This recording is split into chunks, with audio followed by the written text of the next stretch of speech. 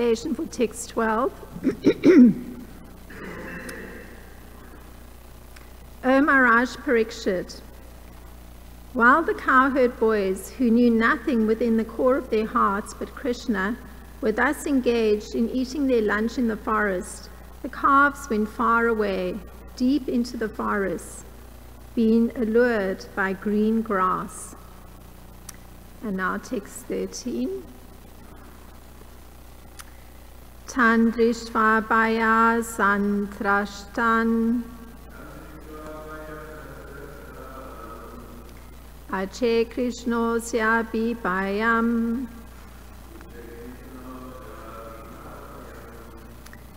Mitragni asan ma viramate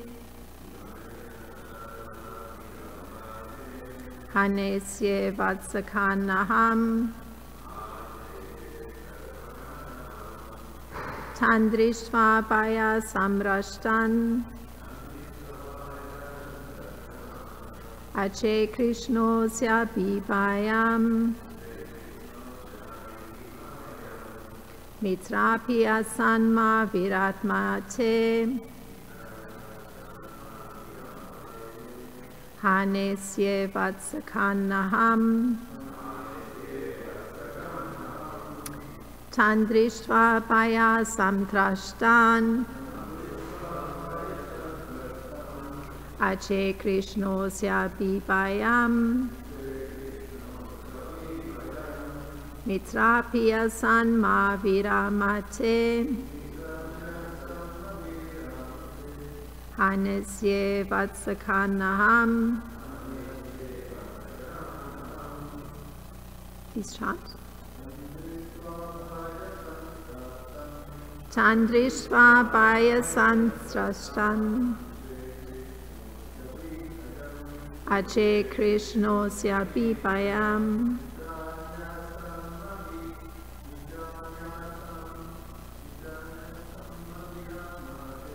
Mitrapi asanman viramate Hanesye vatsakanaham Sandrishva baya santrashtan Ache Krishnosya bipayam Mitrapi asanva viramate Hanesye vatsakanaham Tandrishva baya santrashtan Ache Krishnosya bipayam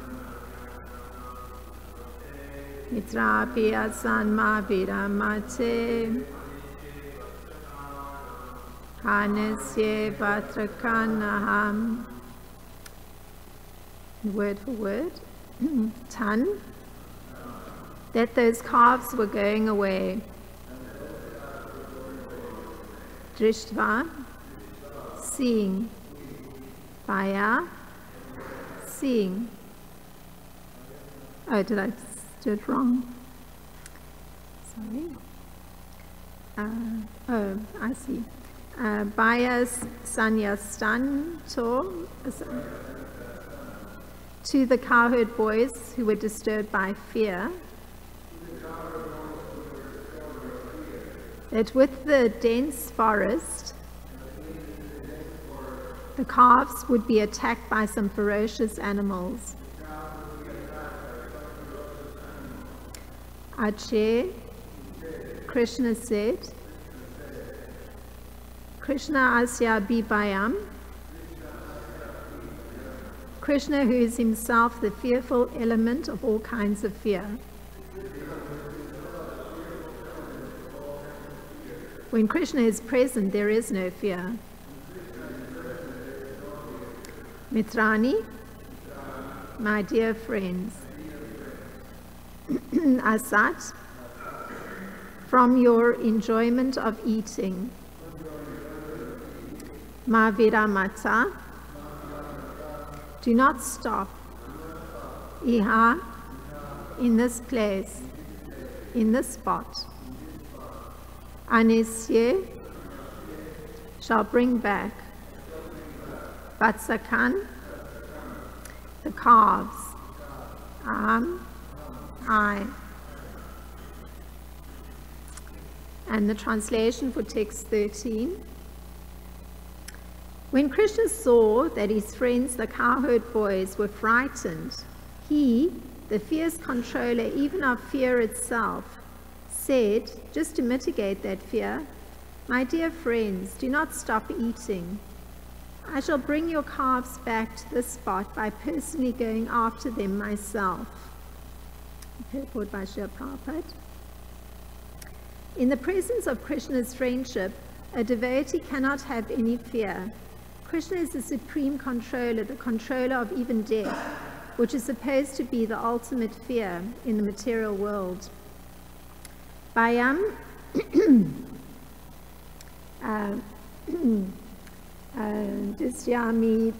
sorry, it's a little bit small for me today.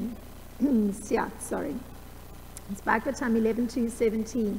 This fear arises because of lack of Krishna consciousness. Otherwise, there cannot be any fear. For one who has taken shelter of the lotus feet of Krishna, this material world of fear becomes hardly dangerous at all. I'm not going to attempt to read it because my sight is not so good today. Bhavam Budhu, the material ocean of fear, becomes very easy to cross by the mercy of the Supreme Controller. This material world, in which there is fear and danger at every step, padam padam, yat vipadam, is not meant for those who have taken shelter at Krishna's lotus feet. Such persons are delivered from this fearful world. Okay.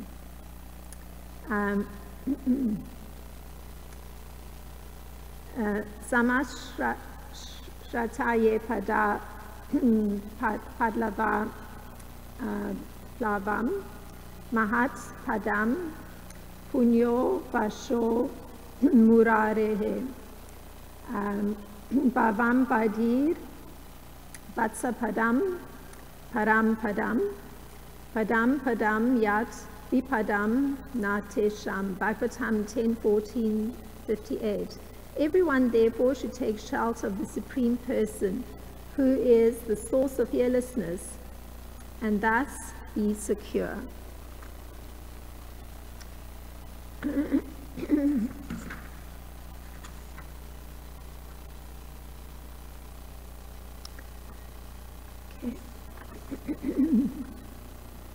Om Jnana Timirandasya Gyananjana Shalakaya Chakshurun Militam Yena Tasmai Shri Gurave Namaha. Shri Chaitanya Manopistam Stapitam Yena Bhutale Svayam Rupa Kadam Mayam Dadati Swapadantikam. Vandeham Shri Guru Shri Yutapada Kamalam Shri Guru Vaishnavamscha Shri Rupa Sagrajatam Sahagana Raghunatham Vitam Sajivam Sadvaitam Savadutam Parijana Saitam Krishna Chaitanya Devam Shri Radha Krishna Padam Sahagana Lalita Shri Vishaka Vitamscha. Hey Krishna Karuna Sindhu Dina Bandho Jagat Pate Gopesha Gopika Kanta Radha Kanta Namostute. Tapsa Kanchana Gaurangi Radhe Vrindavaneshwari Vrishabhanu Sute Devi Pranamami Hari Priye. Vanchakalpatarubhyascha Kripa Sindhubhyevacha Patitanam Pavanebhyo Vaishnebhyo Namo Namaham. Namo Vishnu Padaya Krishna Prasthaya Bhutale Shrimati Rampada Swami Iti Namine. Namo Vishnu Padaya Krishna Prasthaya Bhutale Shrimati Bhaktivedanta Swami Iti Namine. Namaste Saraswati Deve Gauravani Pracharine Nirvishesha Sunyavadi Paschatya Deshatarine. Jai Shri Krishna Chaitanya Prabhu Nityananda Shri Advaita Gadadhar Shivasadi Gaura Bhakta Vrinda. Hare Krishna Krishna Krishna Hare Hare Hare Rama Rama Rama Hare Hare. Okay. I'll read the translation once again. When Krishna saw that his friends, the cowherd boys, were frightened, he, the fierce controller even of fear itself, said, just to mitigate their fear, "My dear friends, do not stop eating. I shall bring your calves back to the spot by personally going after them myself.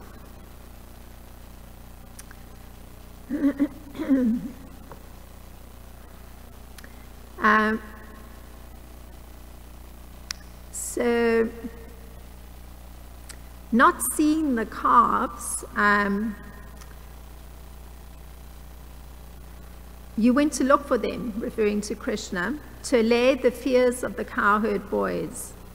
But then you lost sight of the boys, meaning Krishna had, as well, and began looking for both the calves and the boys. This is the encapsulated summary of these two verses that is from Krishna Leela Stava of Srila Sanatana Goswami. And Krishna had been in the process of having, and these are Srila Bhaktivinoda Thakur's words, his picnic of simplicity. That's the exact phrase used by Srila Bhaktivinoda Thakur. So the Lord was enjoying in the company of Lord Baladev and the other cowherd boys, and sometimes, and this is a little different from what we've just been hearing narrated by Srila Sukadev Goswami, but it's a general description that's given of this particular activity of enjoying his picnic of simplicity. Comes from Light Bhagavata. So I'm going to read this general statement of this activity of Lord Krishna. While sitting, they ate simple food like rice, dal, vegetables, bread, and curd, which they had brought from their homes and which they shared in friendly exchanges. Lord Krishna, being complete himself, does not require any food, but he mercifully eats the food offered by his devotees. So there's very sincere affection on the part of Lord Krishna.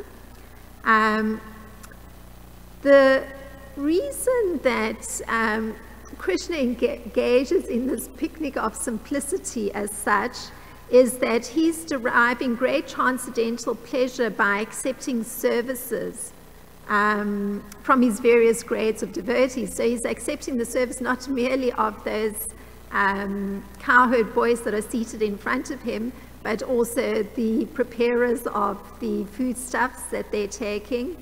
And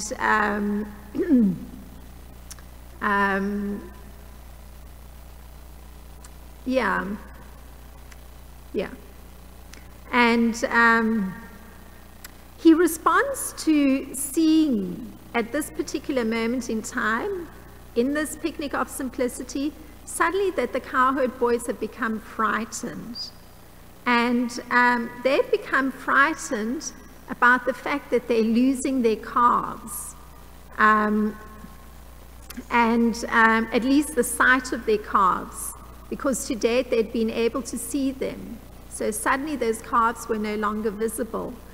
And they appeared to have gone, and here it said, far away, deep into the forest, being allured by green grass. And again, there's a very general description of something of this scenario of cows and calves and their grazing and what usually takes place in Vrajabhumi. So here it is. It's another statement from Light Bhagavata. So generally what goes on, and just to get some sense of the atmosphere. So I'm quoting, after good rains, the grazing ground for the animals was full of green pastures, and both the bulls and the cows sat down on the grass, fully satisfied. The cows, followed by their calves, appeared tired of grazing because of full milk bags. Calmly and quietly, the cows and calves rested and ruminated, chewing their cud. So this is the general description. And in this particular case, the calves have been entrusted to these young cowherd boys, and they've suddenly lost sight of them. Now,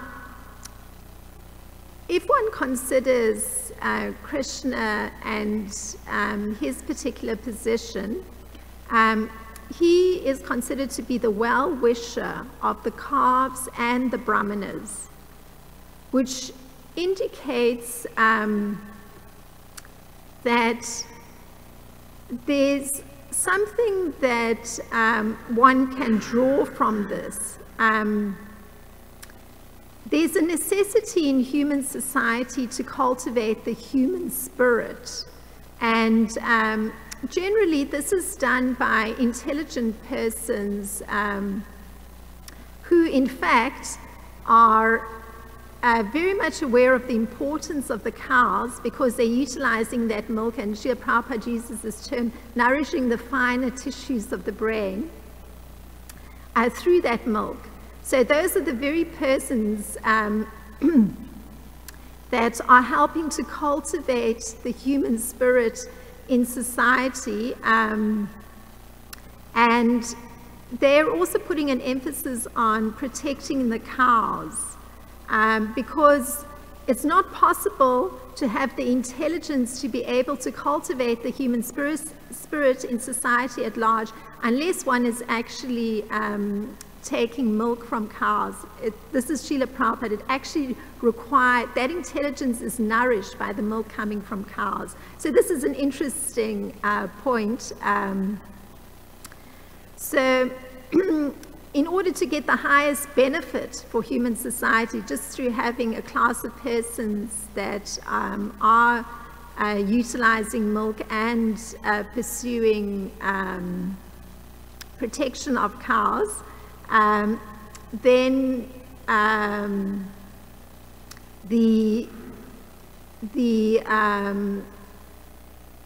the emphasis that Krishna is putting on cow protection is carried through to its proper conclusion. So generally it's the brahmanas in society that are caring for the truth, who are the ones who are taking this role. And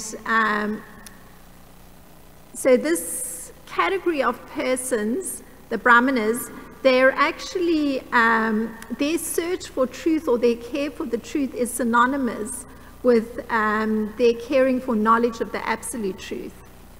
And there's a nice verse in Bhagavad Gita 1843 which lists some of the qualities of these persons. So just bearing in mind the great importance that milk plays in bringing about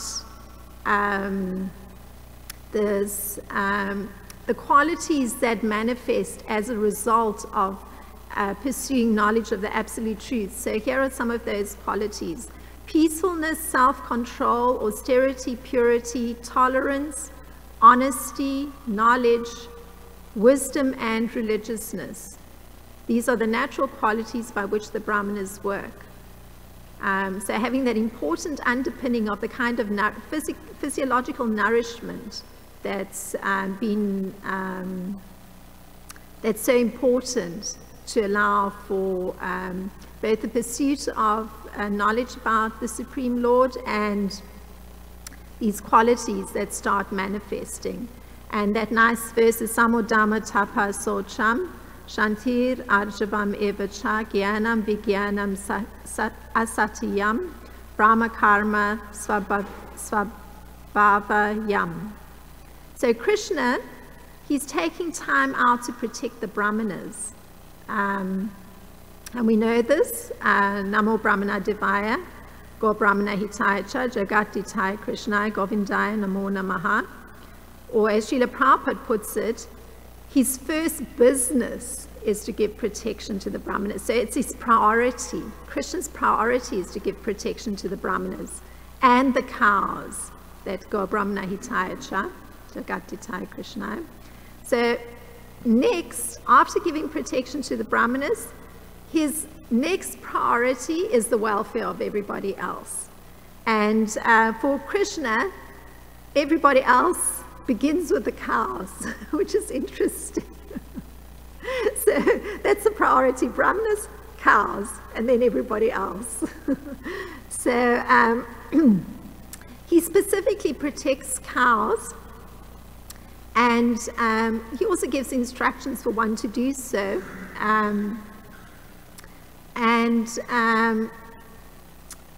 All going back to this importance of cultivating the human spirit. So to see what the opposite is when there's death of the human spirit, Lord Rishabdev,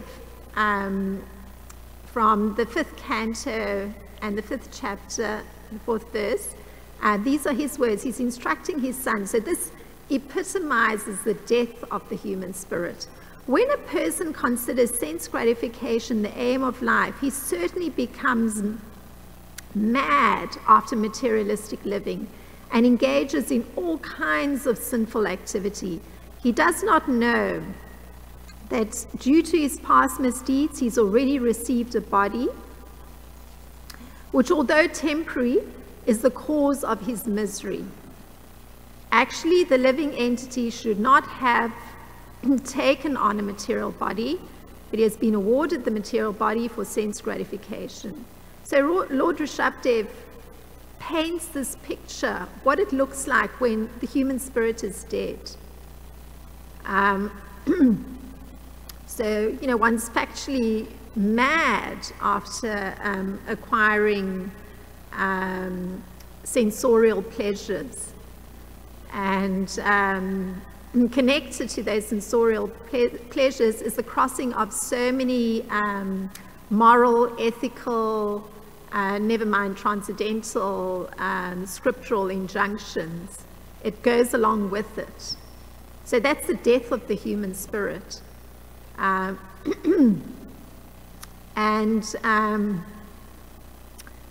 So Lord Rishabdev says, therefore I think it is not befitting an intelligent man to involve himself again in the activities of sense gratification, by which he perpetually gets material bodies one after another. So, he summarizes in speaking to his sons.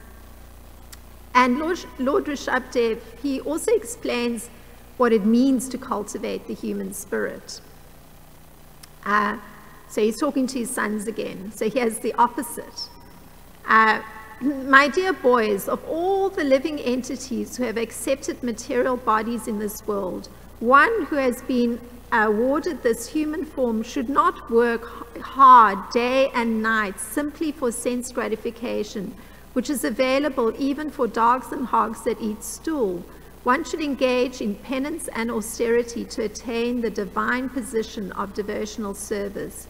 By such activity, one's heart is purified, and when one attains this position, he attains eternal blissful life, which is transcendental to material happiness and which continues forever. So it's a huge mouthful, but it completely captures what it means to cultivate the human spirit. It means that factually one is working like the Brahmanas are, practicing austerities and penances, so one's coming to that position of devotional service. And it means that one's life is eternal because one's existing on a spiritual plane, so there's no end to it. And it's completely separate to the kind of happiness which Lord Rishabdev described was the kind of happiness that was creating madness and causing one to fall into very sinful activity, that pursuit of sensorial kinds of pleasures. So the Brahmanas are persons who are relieving the whole of society from enslavement to different bodies. I mean, that is the broader picture. So it's not merely the one body, but an enslavement to numerous bodies that they're destined to have to take on by taking bhakti yoga to those persons. because that's Lord Rishabdev's emphasis of cultivating the human spirit, is allowing persons to understand the necessity of austerity and penance so that they can start to come to the position of devotional service or bhakti yoga. And they may rise to this elevated state of bhakti yoga or Krishna consciousness, meaning that their whole aim in life becomes more sublime. So it's absolutely essential that the Brahmanas, with their extraordinary qualities of peacefulness and tolerance and their happiness in taking up austerities and penances, are cultivating the human spirits, and for them, the whole underpinning is the necessity of milk from cows. So this is very interesting. It's very contrary to the negative light in which milk is often viewed. I recall quite some years ago when I lived in New York City, it was a common belief that milk was the bane of human society because of mucus-forming properties. So naturally, if one considers the depth of the implication of taking milk and how it's so interconnected with the upliftment of the entire society and the freedom from enslavement to material bodies, you know, it seems almost ludicrous to hear such a statement. Of course, you know, a mere addition of some cardamom destroys the mucus-forming properties if one really wants to look at that argument. But yeah. So now, going back to the cowherd boys, the Gopas, they forgot all about the calves as they happily took prasad with Krishna. It appeared as if the Gopas, and this is, I'm reading a little description just to give something of that, an expanded view of how there appeared just prior to this moment where they've lost sight of their calves and the great fear they start experiencing. And this is from, I think, Sri Krishna Leela Stava. No, it's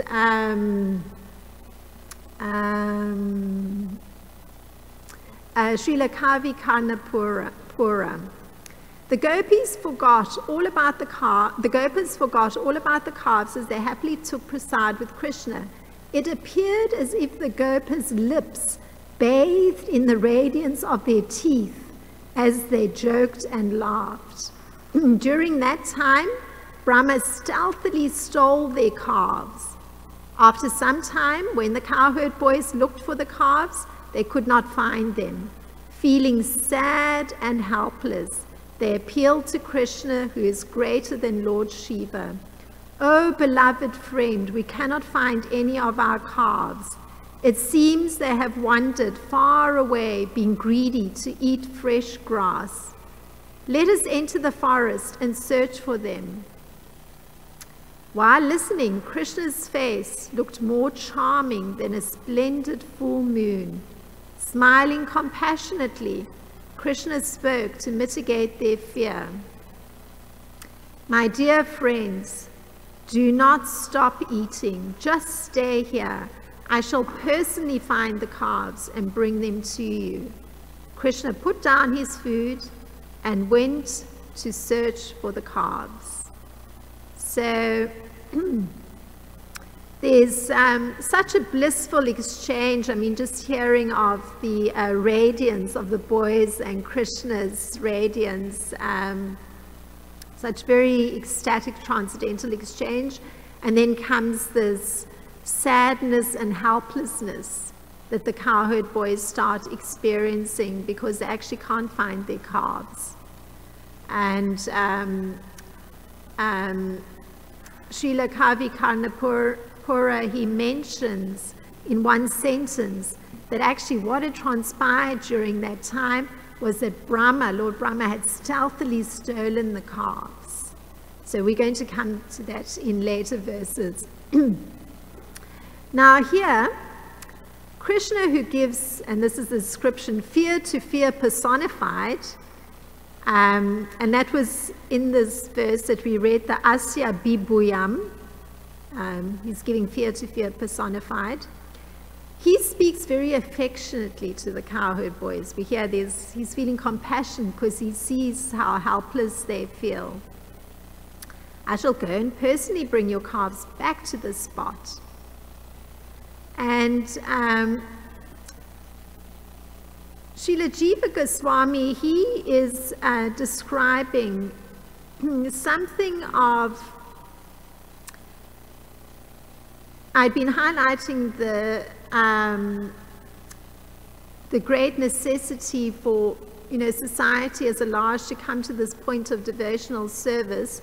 And Srila Jiva Goswami, he examines what it means actually taking up sadhana bhakti. And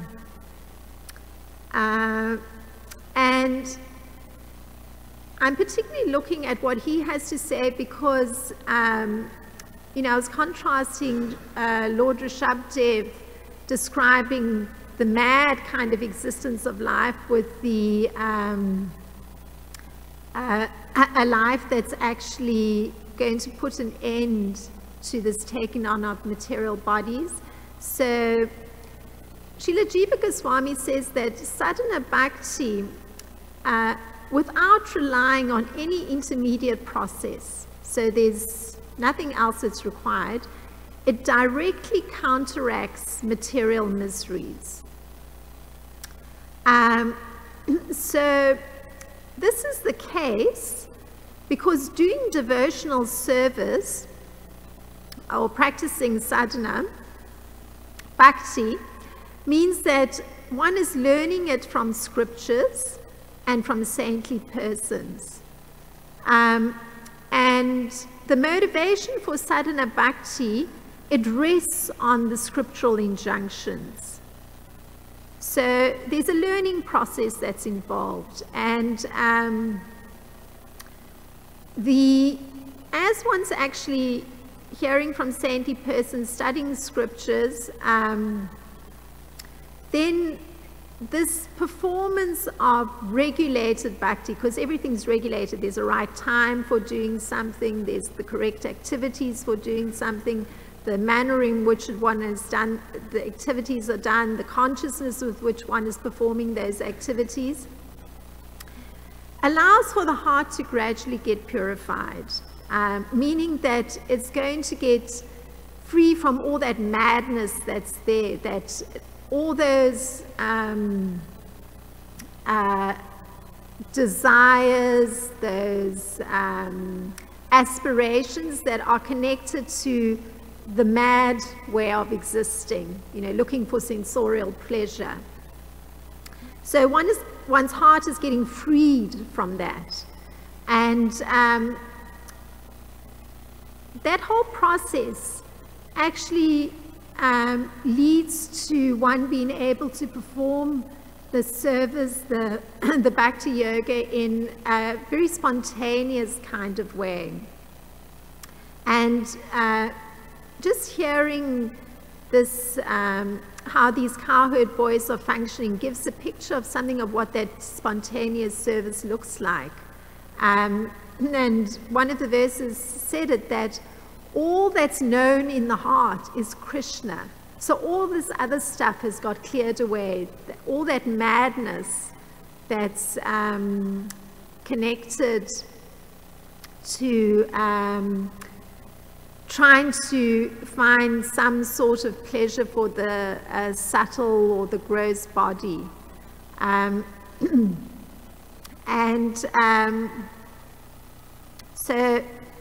Srila Jiva Goswami says then that in this sense, you could say that sadhana bhakti, it matures into this state of prema bhakti, which is, what we're reading with these cowherd boys. They're in a state of complete love and affection for Lord Krishna.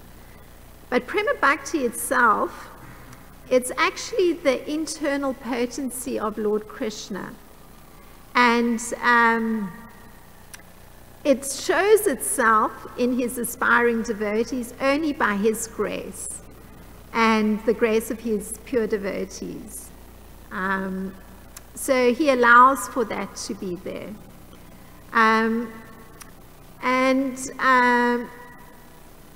Devotion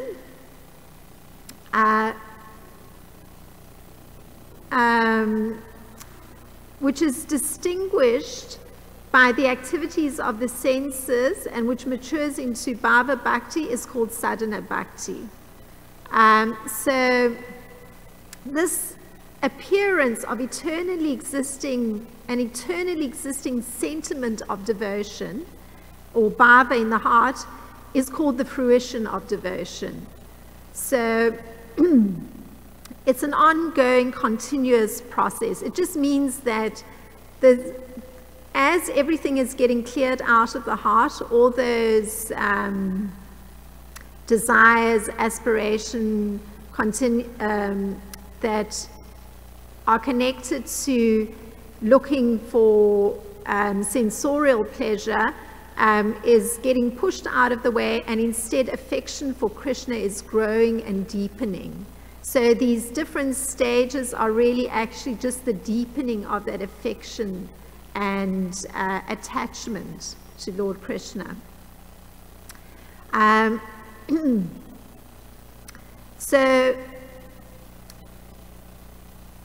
This is still Srila Jiva Goswami. When Bhava Bhakti intensifies, it's called Prema Bhakti. The only difference between the two is the degree of intensity. And when Bhava becomes very dense and the devotee's heart melts completely out of intense love and great attachment to the Lord, learned scholars call that state Prema. So the heart's completely melted. It's very interesting. So because devotion belongs to the internal potency of the Lord, it's so potent, just as Lord Krishna is, and it can fulfill all a devotee's desires. So it's not that now one's, going to be in this barren field and there's no happiness and there's not going to be any satisfaction because, one has pushed aside all those things that gave one pleasure or gave pleasure to the senses, that were the sort of material way of achieving that kind of pleasure. No, rather it's that actually all one's desires get fulfilled. So because it's the internal potency of the Lord. And Srila Prabhupada explains that sadhana bhakti, unaided by any other process, directly removes all worldly miseries such as mental and physical disturbances. So just taking up sadhana bhakti is bringing that about. The kind of disturbances that come with the way the world is designed, that one will go for a little period of time feeling very content that everything's in order, and then something terrible comes that destroys it, because that's how the world's designed. There's the happiness and the distress, they go together. So actually sadhana bhakti puts one in a position that one doesn't experience as much disturbance. I mean, one may feel slightly disturbed, but it's not the huge disturbance without being in that position of practicing bhakti. So that's why Srila Prabhupada can say it removes all worldly miseries. One isn't actually touched by them. So here's from Bhagavad Gita 236, that description. One who is not disturbed in mind, even amidst the threefold miseries, or elated when there is happiness, and who is free from attachment, fear, and anger, is called a sage of steady mind. So interesting. The mind is getting steady. So with that attachment, the performance of sadhana bhakti, the mind is steadying. So with a steady mind, it's not that one is getting pulled into this emotion or the opposite emotion, or back to the first emotion, back to the opposite emotion, nothing like that. The mind is actually getting very steady. And there's also a change in the outlook, in that a person comes to the conclusion that Lord Krishna is everything. And this takes a bit of time because one has to go through that process of clearing out all those sensorial, be it on a gross or subtle level, desires that are looking for that happiness on the material plane. One's actually losing fear and losing anger, and the mind is getting steady, and one is actually coming to that point where one's actually thinking, no, Krishna is everything. That's actually where all my happiness is going to lie. And so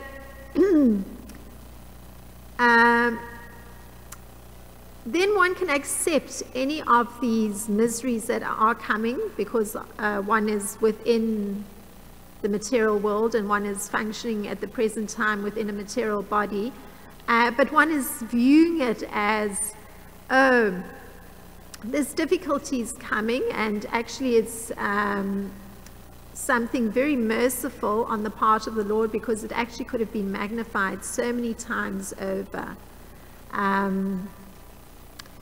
Because one sees that one is actually internally able to be fairly peaceful, because one's mind is steadying as a result of sadhana bhakti, so one can understand that it's still external to one, that disturbance. And this allows one to be very active and quite daring in terms of one's service to Lord Krishna,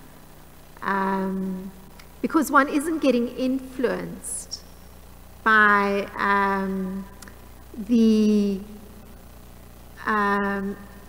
attachments that are making one view something as either very disturbing or very elating. So one's breaking those material attachments that are there, or those ideas that this is the means by which I'm going to get some happiness.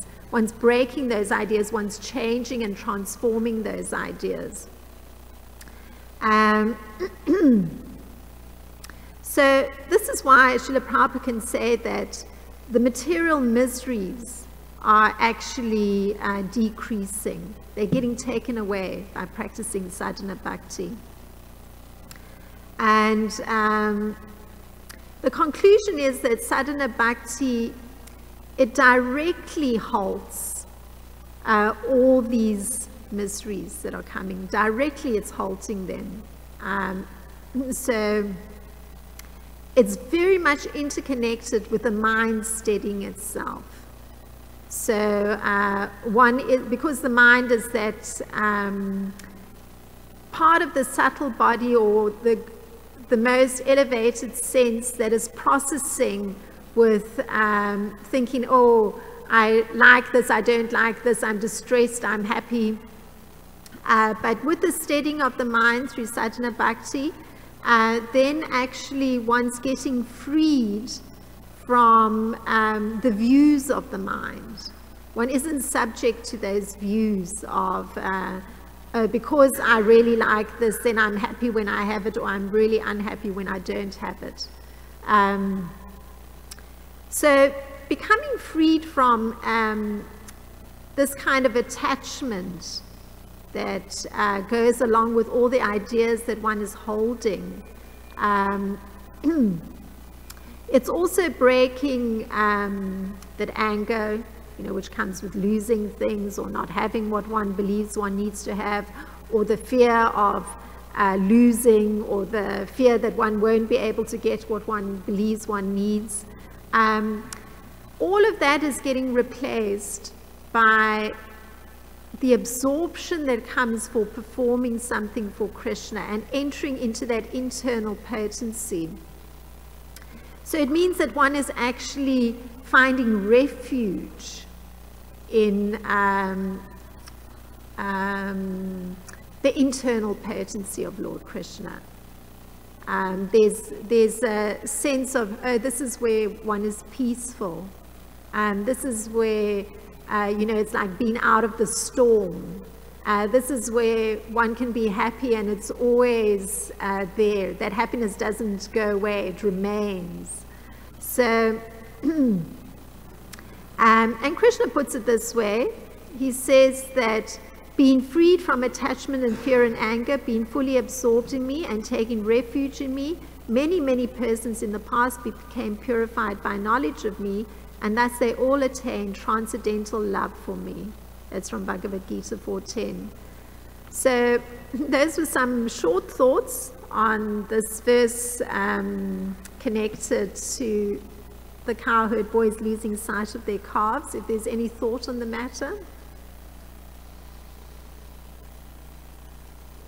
Yes, sure. Hare Krishna, Mataji. Thank you for the class. Thank you. Mataji, nowadays the trend is to be self-sufficient and green and all these things, but without substance, really in a nanodyne way. Srila Prabhupada, 53 years ago, had his vision as we have to be self-sufficient, trying to kind of like replicate what Braja's life was, in a way, And I see that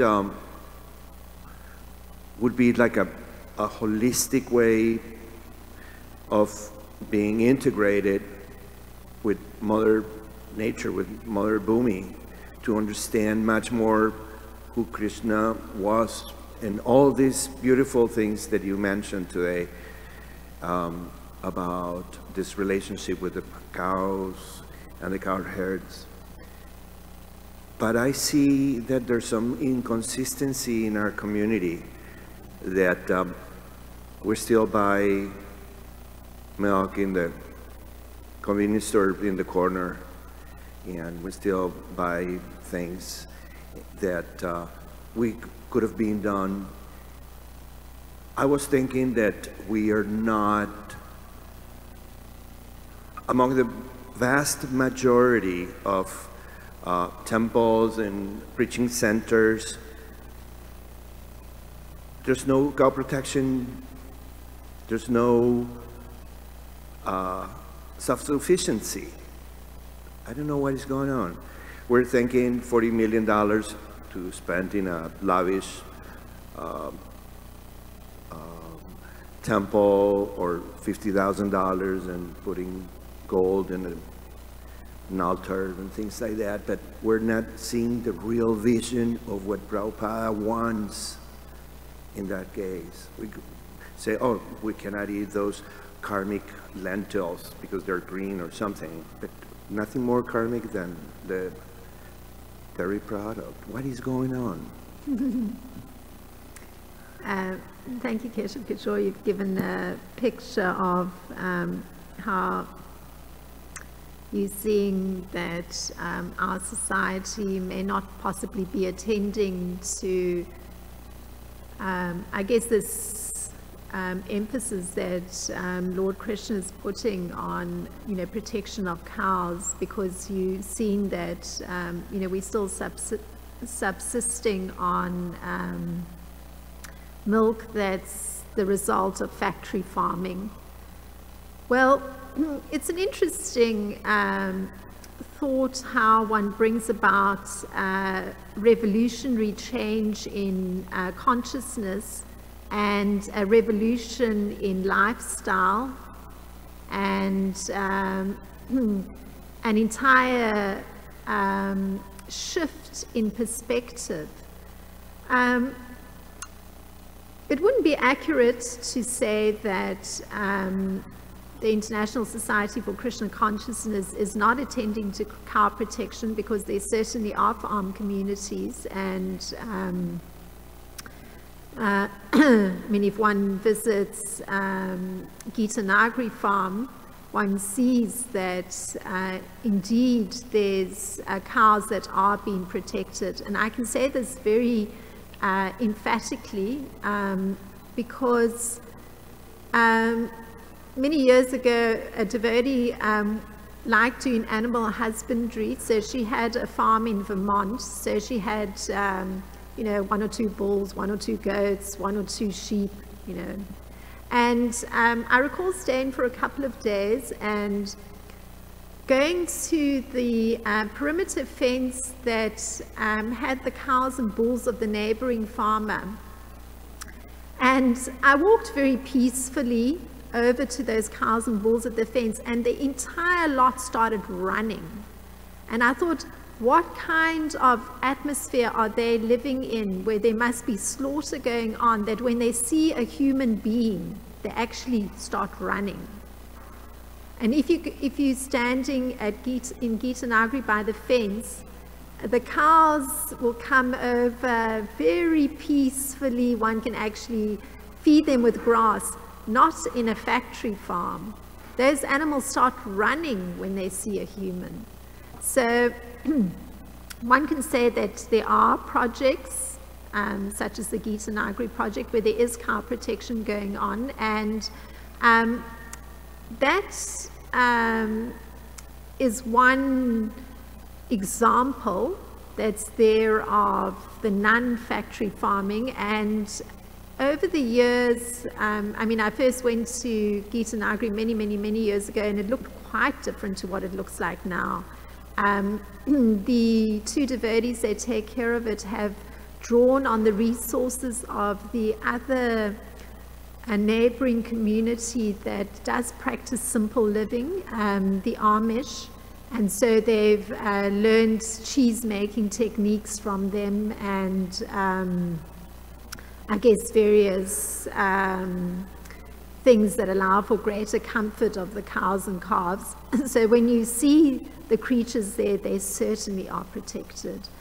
The fact that those kinds of projects in ISKCON aren't supplying the necessary milk for those persons that are living within the urban setting, yes, there's a factor of distance. I mean, in our present day, you know, one can get everything by mail. I mean, it may be in Turkey, and in a week and a half one has whatever the object is in one's post box. So in the same way, one could have the milk delivered. The problem with milk is that it's a perishable substance. So in fact, one can get the milk, but shipping costs are quite high. So the way the society is structured is that the urban areas are huge, and then the outlying areas are the rural areas. So there's a long distance to be covered between the rural area and the urban area. So to actually have a farm that is supplying milk with those that are practicing devotion to Krishna and putting an emphasis on cow protection, it requires some devotees that have that particular farming ability. And in our community, we do have such a person, and even then there isn't understanding on the part of the community of the necessity to support such a person who's actually farming, who's actually, you know, growing vegetables, who's going to, I think, because it's a fairly new project and it's in the neighboring state. So even that person travels an hour and a half to come here. But throughout last summer, the person was bringing crops that had been grown, vegetables that had been grown. So there are the persons who take that brave step, such as our one devotee in the community, and actually attempt to perform such a service. But then it also needs support on the part of the community that is actually accustomed to going down the road to think, oh, it would be more intelligent to support somebody in our community who's actually growing the food stuff, who's actually bringing the milk. This is the person to support. So it works both ways. It requires an awareness and support being given to the persons who do take that brave step to try and make it a reality, because that's their natural inclination. They're practicing devotion to Lord Krishna, and they're performing the occupation that can actually bring this more balanced way of living. Because if one eats anything that is grown purely in that way, you know, a husband and wife, I was hearing they plant something like 5,000 plants, so they're doing it manually. I mean, that is quite a different thing to, you know, factory farming, where you actually go out just some distance into the rural area here, and you see that every crop looks identical, and there's not a bird in sight, because it's all engineered food stuff. So no living creatures even coming near it. Never mind that humans are going to consume it. I mean, that's destruction of any finer sentiments. I mean, how could it possibly be something there? Actually, what's even been done is manipulation of genes, where it's like a pig gene being mixed with a plant gene.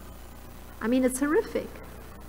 And yes, I have even read that this kind of genetic manipulation goes on even with cows. So I recall reading some article where there was an attempt to artificially create a calf, and the poor creatures had all kinds of illnesses, and yeah, so a very horrific thing where there's that tampering with nature. So I do think our community is moving in the right direction, and we have the teachings, and when we recognize that a devotee in the community is actually taking that brave step, we need to support wholeheartedly. So that's some thought. Hare Krishna Masaji, thank you for your class. You made a lot of nice points. One of the points you were mentioning was several times you mentioned performing sadhana bhakti. Even though one may experience the miseries of life, they're not as intense when you perform sadhana bhakti. And you quoted many verses regarding that. The first thing that came to mind when you said this, and also since this verse, Prabhupada quotes a verse from the Bhagavatam mentioning plavam, a ship, a boat. I'm not sure if I'm probably pretty sure you've heard of the story of Noah's Ark in the Bible, where God told Noah, my dear Noah, there's a flood coming. Mankind is so wicked. It's Kali Yuga probably, and I'm going to destroy mankind. And in order for you and your family to survive, you have to perform sadhana bhakti. What is that? Build an ark, build a ship. Otherwise, you will die. You and your family will die. So we see in all spiritual teaching, the Lord says the same thing to all of us. There's a flood of difficulties coming in your life, and unless you build character, then your spiritual enthusiasm won't remain alive. And that reminds me of one of my favorite quotes. It says, ships don't sink because of the water around them. Ships sink because of the water that gets in them. We can't stop everything on the outside, opposition, criticism, rumors, traffic. But if we allow us on the outside to get on the inside, then we'll sink into depression, fear, anger, and vengeance. And this is why Krishna says in chapter 4, verse 36 of the Gita, if you are situated on the boat of transcendental knowledge, then you will be able to cross over the ocean of miseries. So my question is regarding the verse that Queen Kunti says, Jama Aishwarya Shutu Shrivir Edamana Mandapuma Naibarhati Abidatumbai Twam Akinchana Gochana. She essentially says that when we have these material opulences, generally speaking, we're not inclined to build character because we're accustomed to be VIP. Everything goes our way. There's a flood of difficulty coming in my life. Are you kidding me? I have everything going my way. So my question is regarding one particular opulence. It mentions a few opulences: beauty, wealth, education. But one opulence of Krishna that we may not consider an obstacle to bhakti is renunciation. That's one of Krishna's renunciation. The reason I'm mentioning this is because sometimes when we struggle in our controlling our senses, it may be actually a blessing because One of my favorite, I'll just mention last point, one of my favorite verses in the Bhagavatam is in the 5th canto, chapter 1, verse 17. It says that even if a person is a monk who travels from forest to forest, he must always fear material bondage because he is married to 6 co-wives, the mind and 5 senses. On the other hand, even if a person is married, if he is divorced from Maya, then he's always self-satisfied. And we see this in pastime. Ambarish Maharaj, he was married, but because he was divorced from Maya, he was always self-satisfied. On the other hand, though Durvasamuni was a monk, but because he was married to Maya, married to his envy, married to his egoism, he was always dissatisfied. So my question is that when we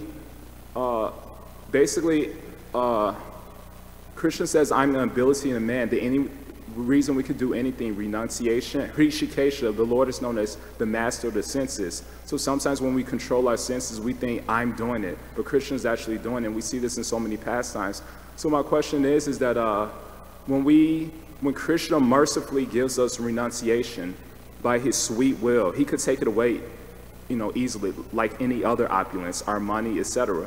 So when he gives us sweet will, the tendency is that what need is there to build character in a sense that you become very proud and arrogant. I'm pure, and all these other people are, they're not as sense controlled as I am, just like Durvasamuni.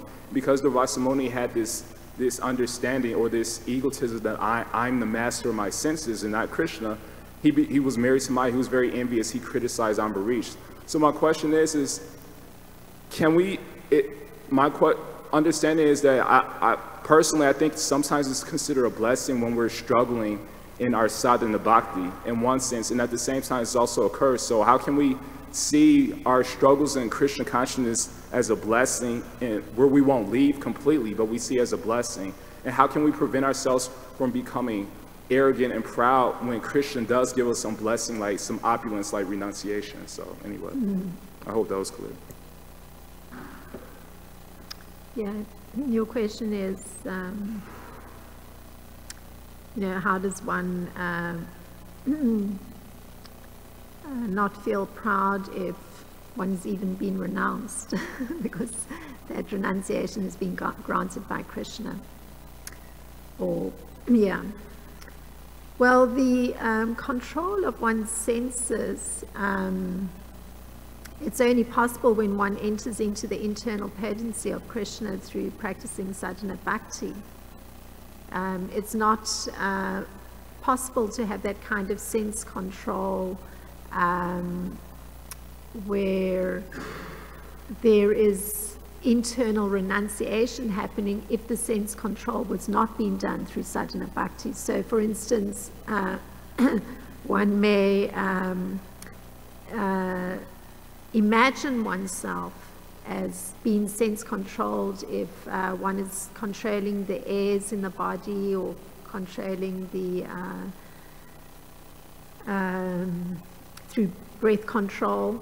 But in actual fact, it requires the connection with Krishna, the relationship with Krishna, because he is the master of the senses, as we put, Hrishikesh, master of the senses. So the engagement of the senses in relation to him is essential for the senses to be controlled. Because he's the master, so he's allowing for the control of the senses. Otherwise, one is at the mercy of the senses. So that one witnesses that the senses appear to be under better control because one's able to actually be regulated and one's able to perform the correct activity at the correct time. That should lead to pride. Yeah, it could, if one's forgetting the salient fact that Krishna is allowing for that. It's through having engaged in the relationship with him and performed the activity for his pleasure that is allowing for that sense control, that sense to come under control. So one can't separate it out with the purpose with which one is doing the activity. It means one's forgetting the purpose for which one is performing the activity. So one needs to remind oneself the reason one's performing an activity, and also look at the mood with which one's performing that activity. I mean, naturally, if, one's, allowing pride to emerge, because that's something that is, I guess, comforting when one sees that one is doing well in something. It's, boosts a sense of self. But that's like on the ego plane. So rather, one can actually, when one remembers that that sense has been coming under control because of the service being performed to Krishna, one can actually replace that with gratitude. Gratitude that one's able to actually perform that action because Krishna is making available that space for one to be in. So one can replace it with gratitude and also remind one's intelligence of the factual thing of why one is performing this particular action, and how it is that that action is not due to one's own, amazing ability. Yeah. I mean, one can pat oneself on the back, certainly, that one is willing to perform that action for Krishna. That's wonderful. One can pat oneself on the back for that, one's willingness. But the other part, it's the internal potency of Krishna, and one is grateful that one's been allowed to enter that space and receive that strength that doesn't put one at the mercy of one's senses any longer. So one is just so grateful. Thank you very much. Srila Prabhupada ki jai, Srimad Bhagavatam ki jai.